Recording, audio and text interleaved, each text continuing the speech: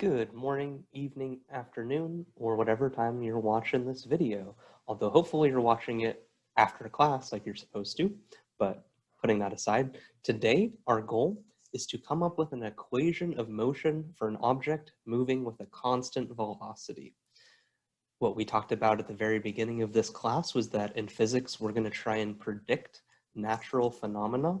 And today we're going to get our first exposure to that for an object moving at constant velocity. The learning objective is to describe and predict constant velocity motion using tables, graphs, and equations. So I wanted us to think about an observational experiment where we're imagining that we've got this car and it's moving along the x-axis and it has a horizontal velocity, or it has a velocity in the x direction of positive 10 meters per second. Conceptually, what a velocity of 10 meters per second means is that the object is traveling 10 meters every 1 second.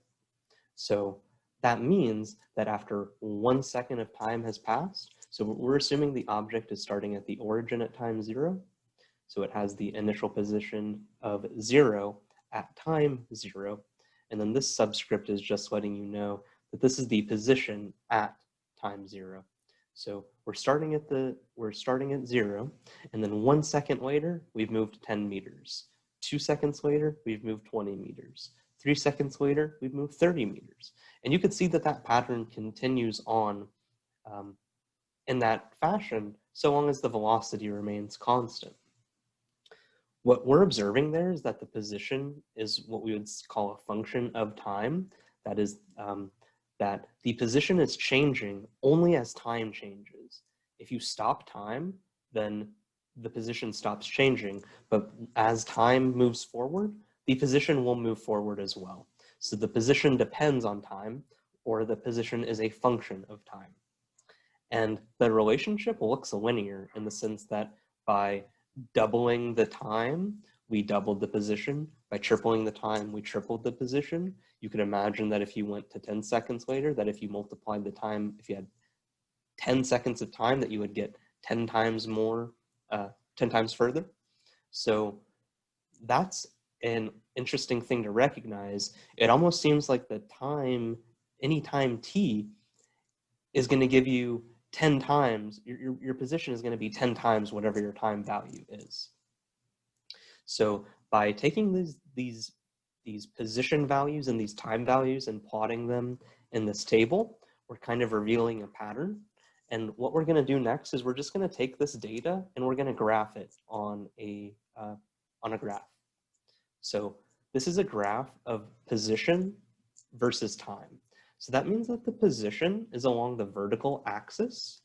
That means that we're plotting, if it's position versus time, then that means that the position is being plotted along the vertical axis. So this is increasing position.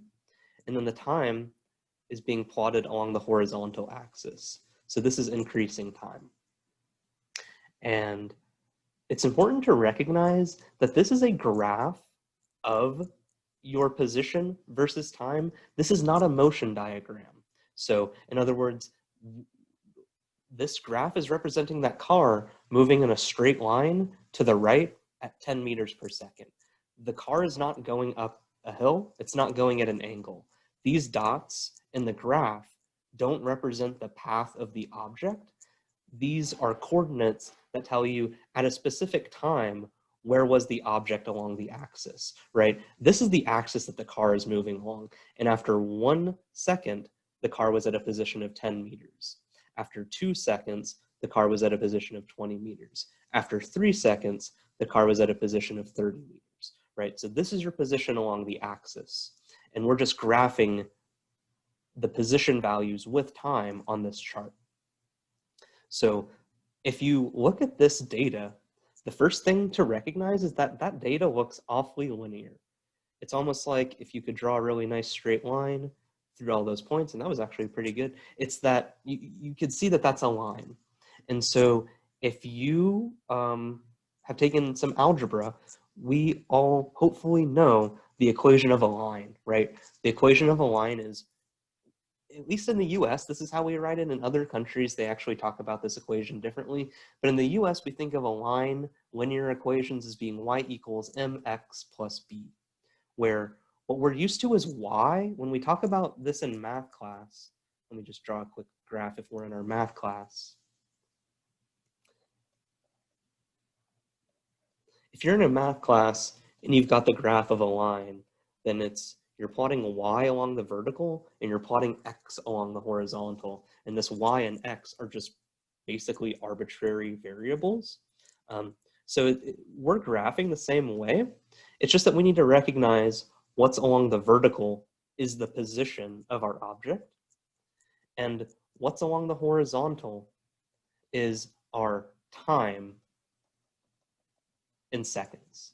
So that means that instead of having the equation y equals mx plus b, what we've actually got is the equation x equals mt plus b, where that t should actually be blue, just to kind of go along with the color coordination. That basically, instead of we're going from x into time on the horizontal, and we're going from y into position along the vertical. And so now we got to deal with these constants. We've got the m and we've got the b.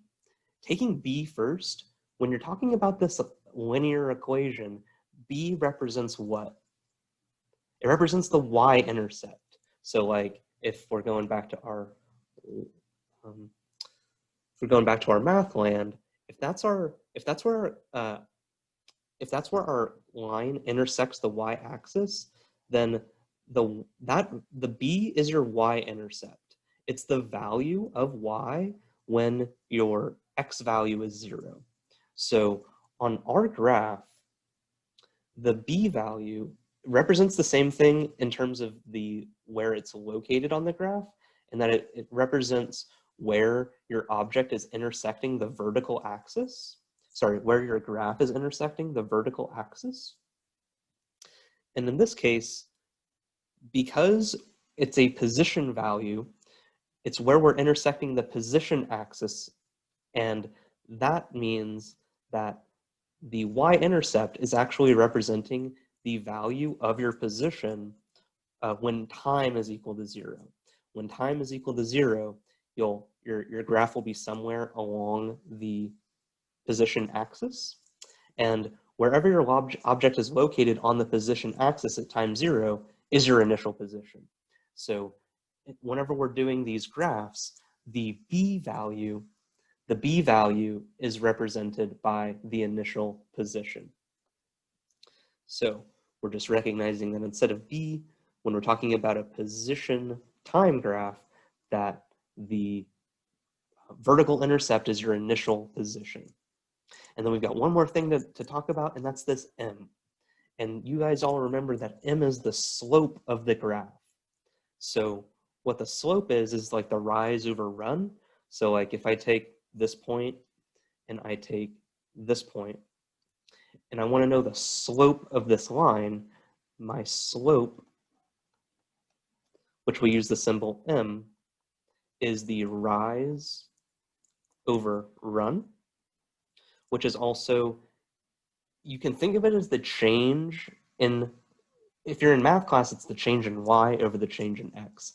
It's the change in your vertical axis divided by the change in your horizontal axis. So in this case, it's going to be a change in position over a change in time. What we can see is that if we do a rise and a run, then our rise happens along the position axis, that we are starting at 20, we are ending at 50, and so this would be our rise. Our rise is along the position axis, which means that this distance, 10, 20, is 30 meters, right? The rise along this axis is 30 meters. And then if we talk about the run,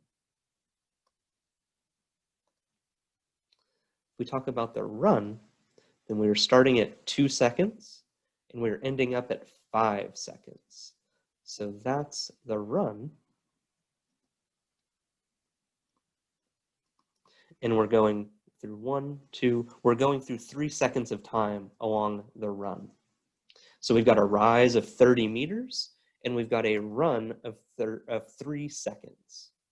And so notice what happens here is that the slope is our rise over run, which in this graph is our change in position over our change in time. And so in a change of time of 3 seconds, there was a change in position of 30 meters. And so notice that if you do 30 divided by 3, you get 10. And then the units come out to meters per second. So the slope is 10 meters per second. And that's the velocity of the object, right? That 10 meters per second represents how fast our object was going. And the fact that it's positive is reflected in the fact that our slope is positive as well, versus if your object was moving to the left, then you would have a negative slope.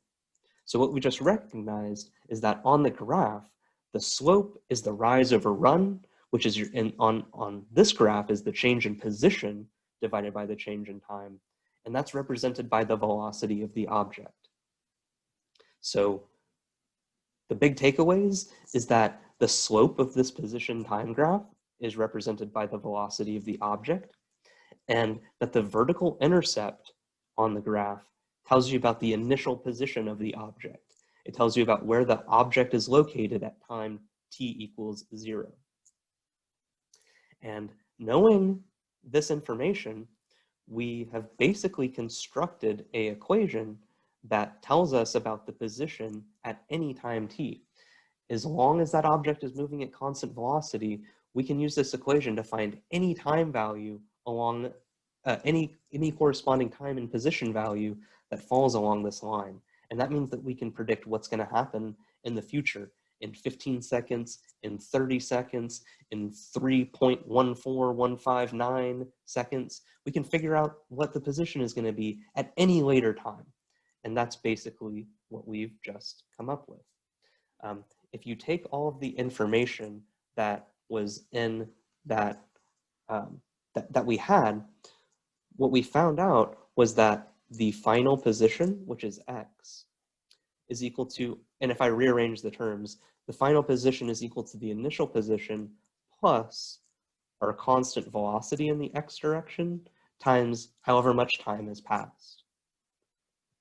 That's the equation that we just came up with by looking at the object, recognizing that it was that constant velocity meant that it was covering equal distance in equal time, taking that information and putting it onto a graph, and then analyzing the form of the graph gave us this relationship. It told us that our final position, which is x, this is telling us our final position. So this is where you end up. This is where you end up along the x-axis. So this is your final position in units of meters.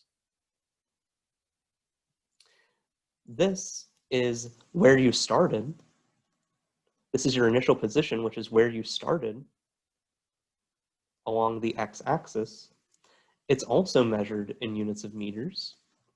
So where you end up is equal to where you started plus this term is representing how far you went because you are moving at a constant velocity. This is how far you went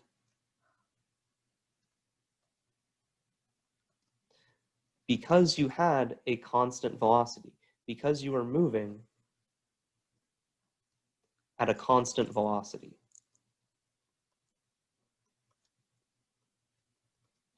And it was all in the x direction, which is the subscript x there. And it's important to note here that this term is velocity times time.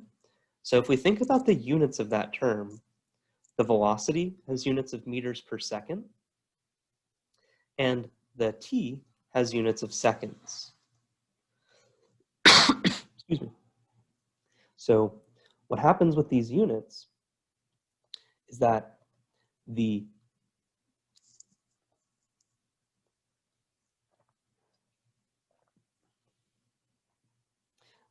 sorry about that.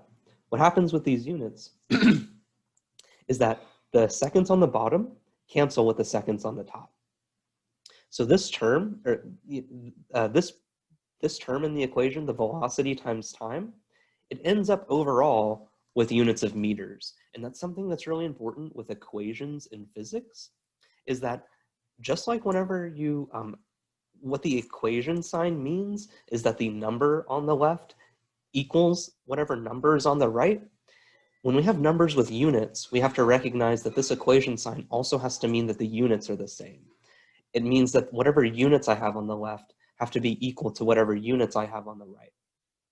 So by paying attention to the terms in the equation and what units each term, or yeah, thinking of the units of the overall term by looking at the units of each quantity, you can figure out if the overall units make sense. That's called dimensional analysis. You're analyzing the dimensions of each term to figure out if your units check out. It's a really powerful tool in terms of being able to know if your equation actually makes sense. Because if we multiplied this quantity by this quantity and we got some weird units like seconds squared, then we would know that something is wrong if we're trying to add some amount of meters with some amount of seconds squared. You can't add units that are not like.